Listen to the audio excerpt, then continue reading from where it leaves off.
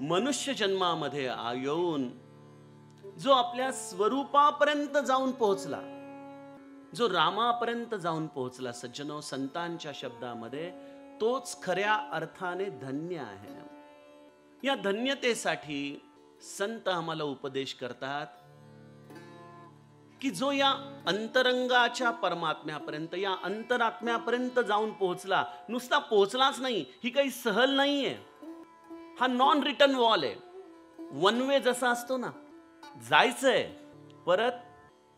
भजनाचा शेवट आला, एक वेळ